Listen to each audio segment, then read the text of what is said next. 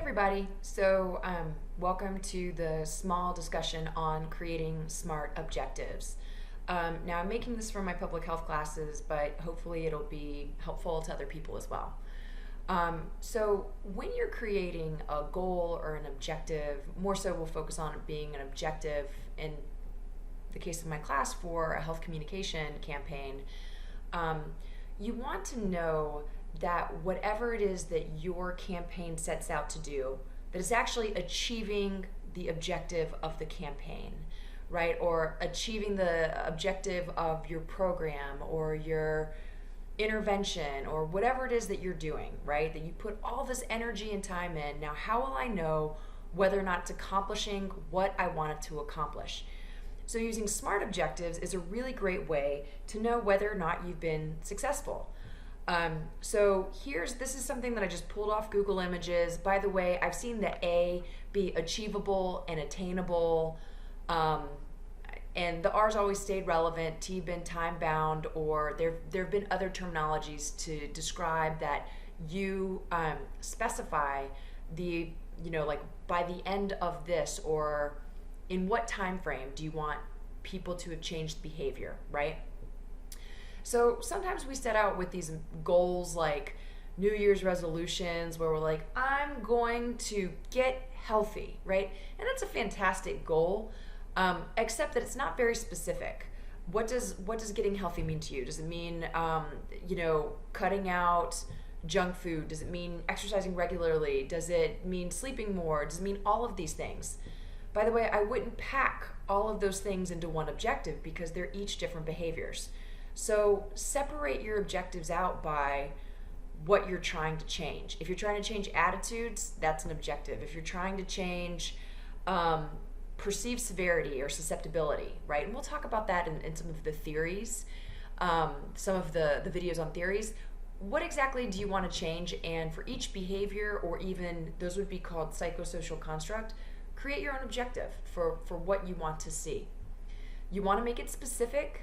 You want to make it measurable, because you've got to ask yourself, how will I know that the folks that I'm trying to target actually changed it? A lot of times having a pre-test and a post-test is a way to do that, right?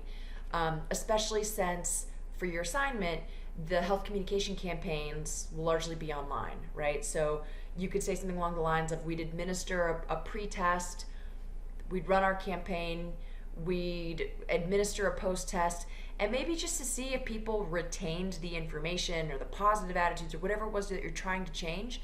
Maybe you'd say in like 3 months down the road, you'd administer another post-test to see what were the long-lasting effects of the campaign. Is your campaign actionable? Are you calling people to engage in an action, right? Is it specific? Is it a specific action? Is it relevant, and is it time-bound? So let me give you some examples, and that might help further clarify what's meant by a SMART objective. So these are just some objectives that I made up today.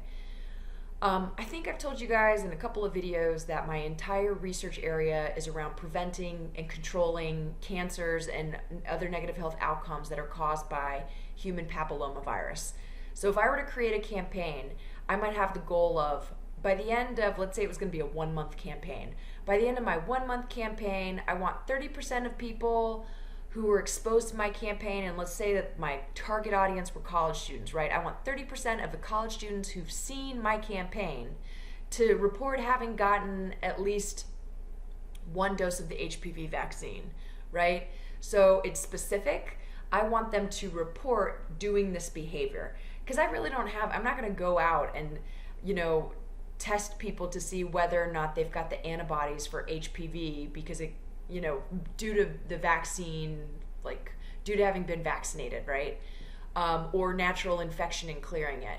I'm not going to do that. I would just ask people, did you do this? Sometimes collecting that information that's the more like a biological sample is a more accurate finding of whether or not people engage in that behavior. But for the sake of this class, we're not going to focus on that. We're going to do a pre-post test and ask people, did you change your behavior?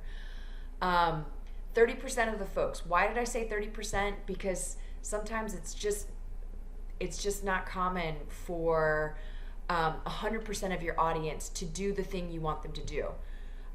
Plus, maybe they had already completed the vaccine series when they were in high school or middle school, right? Like maybe this is no longer relevant to them because they've already done it.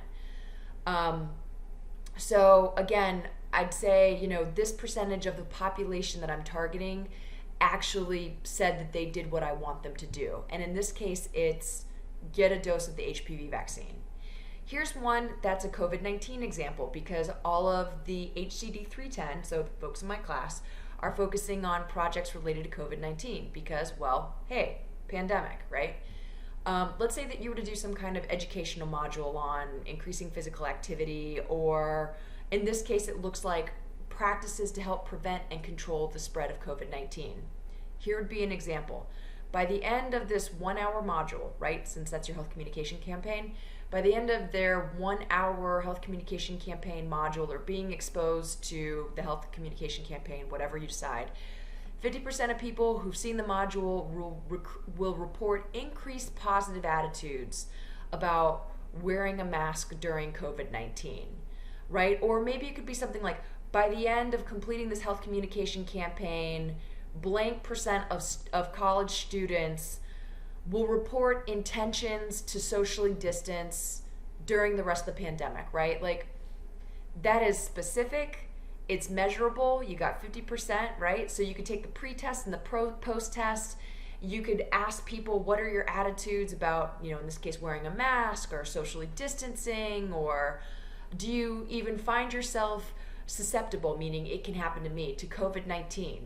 And that by the end of your campaign, if you're trying to, make people understand, hey, it can happen to you, or wearing a mask protects you, and it's also an altruistic move to protect other people if you're asymptomatic, or if you're socially distancing, and it's a way, again, of taking care of yourself and other people, right? That people report more positive attitudes because of your campaign. So I hope that this was helpful. Let me know if you have any questions. I'd be happy to be more helpful if possible.